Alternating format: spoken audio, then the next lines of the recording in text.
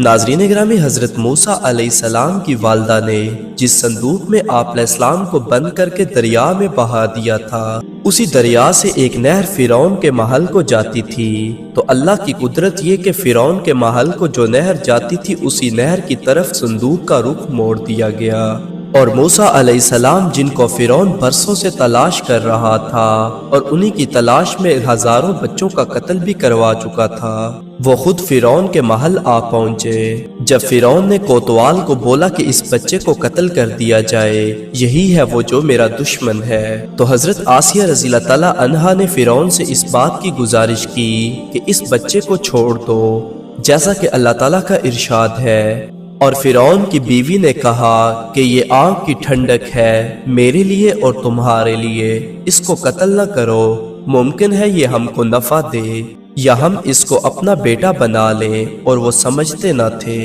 فرعون نے حضرت آسیہ رضی اللہ تعالی عنہا کے کہنے پر اپنا فیصلہ بدل لیا اور ان کی بات مان لی، اور حضرت آسیہ رضی اللہ تعالی عنہا نے حضرت موسیٰ علیہ السلام کو اپنا بیٹا بنا لیا اور دائیوں کو حکم دیا کہ اس کو دودھ پلاؤ، لیکن جو دائی بھی آتی آپ علیہ السلام اس کا دودھ نہ پیتے۔ اللہ تعالیٰ نے آپ علیہ السلام پر غیر عورتوں کا دودھ حرام کر دیا تھا، اس لیے آپ علیہ السلام کسی عورت کا دودھ پینے کے لیے تیار نہ تھے۔ الغرض جب آپ علیہ السلام کی ہمشیرہ کو یہ معلوم ہوا تو کہنے لگی، میں ایک دائی کے بارے میں بتلاتی ہوں، عین ممکن ہے کہ یہ اس کا دودھ پی لے، جیسا کہ اللہ تعالیٰ کا ارشاد ہے، اور ہم نے پہلے ہی موسیٰ علیہ السلام سے دائیوں کو روک رکھا تھا۔ تو لڑکی نے کہا، کیا میں تم کو ایسے گھر والوں کا پتہ نہ بتاؤں جو اس کو تمہارے لیے پالیں اور وہ اس کی خیرخواہی کریں؟ چنانچہ یہ کہہ کر آپ علیہ السلام کی بہن اپنی والدہ کو بلا لائی۔ والدہ نے جب گود میں لیا تو آپ علیہ السلام ان کا دودھ پینے لگے۔ فرعون نے آپ علیہ السلام کی والدہ کے لیے ایک اشرفی روزانہ کی بنیاد پر مقرر کر دی اور کہا کہ اس لڑکے کو یہی دائی دودھ پلاتی رہے۔ اللہ تعالیٰ نے اس طرح آپ علیہ السلام کی والدہ کے ساتھ کیا ہوا وعدہ پورا کیا کہ ابھی تو اسے دریا میں ڈال دے، پھر ہم تجھے واپس دے دیں گے۔ اس طرح بچہ آپ علیہ السلام کی والدہ کے حوالے کر دیا گیا، اور بی بی آسیہ رضی اللہ تعالی عنہا نے یہ فرما دیا کہ ہر ہفتے کو لا کر ہمیں دکھا دیا کرنا۔ یوں اللہ تعالیٰ نے آپ علیہ السلام کی والدہ کو بچہ بھی ملا دیا اور مفت میں مزدوری بھی مقرر کروا دی۔ اب ماں کا یہ معمول تھا کہ ہر ہفتے بچے کو فرعون کے دربار میں لے جاتی اور ملاقات کے بعد ان کو اپنے ساتھ واپس لے آتی۔ 2 برس تک والدہ نے آپ علیہ السلام کو دودھ پلایا۔ جب 2 برس کے بعد آپ کا دودھ چھڑوایا تو بی بی آسیہ رضی اللہ تعالی عنہا نے والدہ حضرت موسیٰ علیہ السلام کو سونے سے لدا ہوا ایک خچر اور ساتھ کئی اونٹ اور نفیس چیزیں تحفے میں دے کر رخصت کیا، اور حضرت موسیٰ علیہ السلام کی پرورش اپنے پاس کرنی شروع کر دی۔ جب حضرت موسیٰ علیہ السلام 3 برس کے ہوئے تو ایک دن بی بی آسیہ رضی اللہ تعالی عنہا نے اٹھا کر فرعون کی گود میں بٹھا دیا۔ آپ علیہ السلام نے فرعون کی داڑھی پکڑ کر زور سے کھینچی، اور اتنے زور سے کھینچی کہ چند بال آپ کے ہاتھ میں آ گئے۔ ایک روایت میں ہے کہ دوسرے ہاتھ سے منہ پر تھپڑ بھی لگا دیا، جس سے فرعون کا منہ لال ہو گیا تھا۔ فرعون غصے میں لال پیلا ہو گیا اور آپ علیہ السلام کو قتل کرنا چاہا، مگر بی بی آسیہ رضی اللہ تعالی عنہا نے کہا کہ بچوں میں عقل کم ہوتی ہے، آپ چاہیں تو اس کا امتحان کر لیں۔ ایک پلیٹ میں آپ یاقوت رکھ لیں اور دوسری میں انگارے، اور ان کے قریب اس کو بٹھا دیں، تو آپ پر حقیقت واضح ہو جائے گی کہ بچہ کس طرف ہاتھ بڑھاتا ہے۔ اگر یہ دانا ہوا تو یاقوت کی طرف ہاتھ بڑھائے گا، اور اگر نادان ہوا تو انگاروں کی طرف اپنا ہاتھ لے جائے گا۔ فرعون نے اسی طرح امتحان لیا۔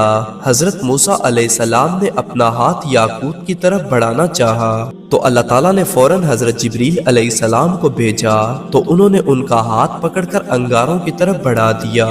تو آپ علیہ السلام نے ایک انگارہ اٹھا کر اپنے منہ میں رکھ لیا، جس سے آپ کی زبان میں گرا پڑ گئی۔ فرعون نے جب یہ عالم دیکھا تو آپ علیہ السلام کے قتل کا ارادہ بدل دیا اور بچہ بی بی آسیہ رضی اللہ تعالی عنہا کے حوالے کر دیا۔ جب حضرت موسیٰ علیہ السلام 8 برس کے ہوئے تو ایک دن فرعون کے سامنے مؤدب ہو کر بیٹھے تھے کہ فرعون نے مرغبان سے کہا کہ جنگلی مرغے لے آؤ۔ ایک مرغا آیا، اس نے دونوں بازو ہلا کر آواز دی تو حضرت موسیٰ علیہ السلام نے اس کی تصدیق کی تو فرعون نے پوچھا کہ اس نے کیا کہا ہے، جس پر آپ علیہ السلام نے جواب میں فرمایا کہ اس نے اپنے رب کی تسبیح بیان کی ہے۔ لیکن دائرۃ المعارف میں ہے کہ حضرت موسیٰ علیہ السلام نے کہا کہ یہ مرغا کہتا ہے کہ پاک ہے وہ ذات جس نے چرواہے کے لڑکے کو دراز مدت تک دولت و حشمت سے سرفراز اور طرح طرح کی نعمتوں سے ممتاز کیا، حالانکہ وہ ہر نعمت کی ناشکری کرتا ہے۔ فرعون نے کہا یہ تو نے اپنے پاس سے بات بنائی ہے۔ تو حضرت موسیٰ علیہ السلام نے پھر اس مرغے کو بلایا اور وہ فوراً آ گیا۔ حضرت موسیٰ علیہ السلام نے کہا کہ فصیح زبان میں کہو وہی بات جو تم نے جانوروں کے انداز میں بولی ہے۔ چنانچہ اللہ کے حکم سے مرغے نے فصیح زبان میں یہی بات دہرائی، جس سے فرعون پر شدید لرز طاری ہو گئی اور فرعون نے کہا کہ اس مرغے کو فوراً ذبح کر دیا جائے، لیکن وہ اللہ کے حکم سے پھر زندہ ہو گیا۔ اس بات نے فرعون کے دل میں اور زیادہ ڈر پیدا کر دیا، پھر وہ مرغا اڑ گیا۔ جب حضرت موسیٰ علیہ السلام کی عمر مبارک 9 برس کی ہوئی تو ایک دن فرعون نے آپ علیہ السلام کو تخت شاہی پر بٹھایا اور عمراء اور وزراء سب ارد گرد جمع تھے۔ فرعون نے اپنی عبادت کے مطابق تکبر اور نخوت میں کفر بکنا شروع کر دیا۔ حضرت موسیٰ علیہ السلام غصے میں تخت سے نیچے اتر آئے۔ فرعون نے کہا کہ کہاں جا رہے ہو تم؟ حضرت موسیٰ علیہ السلام نے تخت پر ایک لات ماری جس سے اس کے 2 پائے ٹوٹ گئے اور تخت الٹا ہو گیا۔ فرعون جو حضرت موسیٰ علیہ السلام کے ساتھ تخت پر براجمان تھا وہ تخت سے نیچے گر پڑا اور اس کی ناک سے خون بہنے لگا۔ حضرت موسیٰ علیہ السلام فوراً بھاگ کر حضرت بی بی آسیہ رضی اللہ تعالیٰ عنہا کے پاس پہنچ گئے اور تمام واقعے کی اطلاع دی۔ فرعون نے آ کر بی بی آسیہ رضی اللہ تعالیٰ عنہا کو ڈانٹنا شروع کر دیا کہ تو ہی تھی جس نے اس کے قتل سے مجھے منع کیا تھا، اب اس کا یہ عالم ہے کہ یہ میرے غلاموں کے سامنے مجھے رسوا کر رہا ہے۔ تو حضرت بی بی آسیہ رضی اللہ تعالیٰ عنہا نے فرعون کو سمجھا بجھا کر دوبارہ روانہ کر دیا۔ اس کے بعد فرعون نے کبھی حضرت موسیٰ علیہ السلام سے قربت نہ اختیار کی، یہاں تک کہ آپ کی عمر مبارک 23 برس کی ہو گئی۔ تو ایک دن نیل کے کنارے جا کر وضو کر کے نماز پڑھ رہے تھے کہ اچانک فرعون کے خاصوں میں سے ایک شخص وہاں سے گزرا اور کہنے لگا کہ اس طرح کی عبادت کس لیے تم کر رہے ہو؟ حضرت موسیٰ علیہ السلام نے فرمایا اپنے آقا کی عبادت کر رہا ہوں۔ وہ کہنے لگا اس طرح کی عبادت اپنے باپ فرعون کی کرو، تم کو یہی کافی ہے اور بے شک ہمارا وہ رب ہے۔ حضرت موسیٰ علیہ السلام نے فرمایا کہ تجھ پر بھی اور تیرے فرعون پر بھی خدا کی لعنت ہو۔ اس نے کہا کہ اس ماجرے کی اطلاع میں فرعون کو دیتا ہوں۔ تو حضرت موسیٰ علیہ السلام نے زمین کو کہا کہ اے زمین اس کو پکڑ لے، تو زمین نے اللہ کے حکم سے اس کو زانوں تک نگل لیا اور اس وقت تک نہ چھوڑا جب تک اس نے قسمیں نہ کھائی کہ میں اس بات کی خبر فرعون کو نہ کروں گا۔ اس کے بعد زمین نے اس کو چھوڑ دیا اور وہ چلا گیا، لیکن عبادت اور نماز کی بات فرعون کے خاصوں میں پھیلتی گئی اور رفتہ رفتہ فرعون کو بھی اس بات کی اطلاع مل گئی۔ فرعون نے کہا جس وقت حضرت موسیٰ علیہ السلام نماز اور اپنی دیگر عبادات میں مشغول ہوں تو مجھے اطلاع کر دی جائے۔ چنانچہ ایک دن ایک شخص اسی انتظار میں تھا کہ جب حضرت موسیٰ علیہ السلام نماز میں مشغول ہوں تو میں جا کر فرعون کو اس بات کی خبر دوں۔ فرعون خود وہاں آیا اور انتظار کرتا رہا اور سارا عالم خود دیکھ لیا، یہاں تک کہ آپ علیہ السلام نماز سے فارغ ہوئے تو فرعون نے کہا یہ عبادت کس کی ہو رہی ہے؟ جس پر حضرت موسیٰ علیہ السلام نے فرمایا کہ اس مالک کے لیے جو مجھے کھلاتا اور پلاتا ہے۔ فرعون نے سوچا یہ کام تو میں کرتا ہوں، تو موسیٰ کس رب کی بات کر رہا ہے؟ ناظرین، حضرت موسیٰ علیہ السلام بنی اسرائیل کے بڑی عمر والے لوگوں کو اپنے پاس بلاتے اور ان سے محبت کرتے۔ فرعونیوں کو یہ بات ہرگز گوارا نہ تھی۔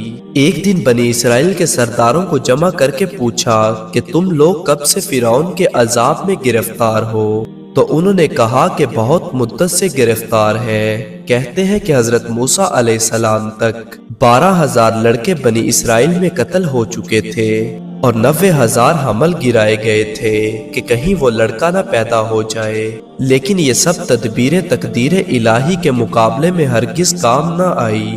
پھر حضرت موسیٰ علیہ السلام نے سرداروں کو تسلی دی اور نماز روزہ کی ہدایت کی اور مشقتوں کے برداشت پر حضرت ابراہیم علیہ السلام کا واقعہ سنایا کہ ان کو آگ میں پھینکا گیا تھا، لیکن وہ حق سے دستبردار نہ ہوئے اور فرمایا کہ تم اپنے باپ دادا کے دین پر قائم رہو اور بہت جلد اللہ تعالیٰ اس کے شر سے تم کو بچائے گا، جیسا کہ اللہ تعالیٰ کا ارشاد ہے۔ اور جب موسیٰ علیہ السلام اپنی جوانی کو پہنچے اور پورے ہو گئے تو ہم نے اس کو حکمت اور علم عطا کیا، اور ہم اسی طرح بدلہ دیتے ہیں نیکی کرنے والوں کو۔ اور شہر میں ایسے وقت داخل ہوا جبکہ شہر والے غفلت میں تھے، تو اس نے وہاں دو آدمیوں کو لڑتے ہوئے پایا، ایک اس کی اپنی قوم کا تھا اور دوسرا دشمنوں میں سے ایک تھا۔ تو جو اس کی قوم سے تھا اس نے اس کے خلاف مدد طلب کی جو اس کے دشمنوں میں سے تھا، پس موسیٰ علیہ السلام نے اس کو ایک مکہ مارا، پھر اس کا کام تمام کر دیا۔ موسیٰ علیہ السلام نے کہا کہ یہ تو شیطانی کام ہے، بے شک وہ دشمن ہے، کھلا گمراہ کرنے والا۔ اس واقعے کی تفسیر کچھ اس طرح ہے کہ جب آپ علیہ السلام کی عمر مبارک 30 برس ہوئی تو ایک دن آپ راستے پر جا رہے تھے کہ دیکھا فرعون کے باورچی خانے کا ایک داروغہ زبردستی ایک اسرائیلی کے سر پر لکڑیوں کا گٹھا لاد کر لے جانا چاہتا ہے، لیکن اسرائیلی یہ وزن نہیں اٹھانا چاہتا تھا اور بادشاہ کا داروغہ یہ چاہتا تھا کہ یہ وزن اٹھا کر بادشاہ کے باورچی خانے تک پہنچا دے۔ اس کشمکش میں اسرائیلی نے جب حضرت موسیٰ علیہ السلام کو دیکھا اور حضرت موسیٰ علیہ السلام سے فریاد کرنا شروع کر دی تو آپ علیہ السلام نے داروغے کو اس بات سے منع کیا، لیکن وہ پھر بھی باز نہ آیا، تو ناچار ہو کر حضرت موسیٰ علیہ السلام نے اس کی پیشانی پر ایک مکہ رسید کیا جس سے وہ مر گیا، اور اسرائیلی آزاد ہو کر اپنے گھر کی طرف چل پڑا۔ اس حادثے کے بعد حضرت موسیٰ علیہ السلام شدید پریشان ہو گئے اور کہتے کہ مجھ سے انجانے میں ایک قتل ہو گیا ہے، اور اللہ سے مغفرت طلب کی تو اللہ تعالیٰ نے اپنے کلیم کی مغفرت فرما دی، جیسا کہ قرآن مجید میں ارشاد باری تعالیٰ ہے۔ اس نے کہا اے میرے رب، میں نے اپنی جان پر ظلم کیا ہے، پس آپ مجھ کو بخش دیجئے، تو اللہ نے اس کو بخش دیا، بے شک وہ بخشنے والا رحم کرنے والا ہے۔ دوسرے روز پھر حضرت موسیٰ علیہ السلام نے دیکھا کہ وہی اسرائیلی ایک دوسرے داروغے سے لڑ رہا ہے۔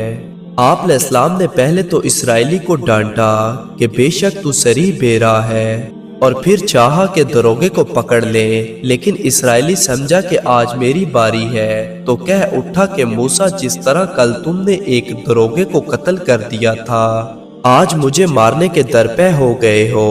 آس پاس کے دیکھنے والوں نے بھی یہ بات سن لی اور یقین کر لیا کہ کل کے قتل کے مجرم حضرت موسیٰ علیہ السلام ہیں۔ چنانچہ اس داروغے نے بھی اور جس نے یہ بات سنی تھی سب نے فرعون کے دربار میں گواہی دے دی کہ کل کے واقعے کا مجرم تو موسیٰ ہے۔ چنانچہ قبیلے کے تمام سرداروں نے فرعون سے درخواست کی کہ موسیٰ علیہ السلام کو ہمارے حوالے کر دیا جائے تاکہ ان سے قصاص لیا جائے۔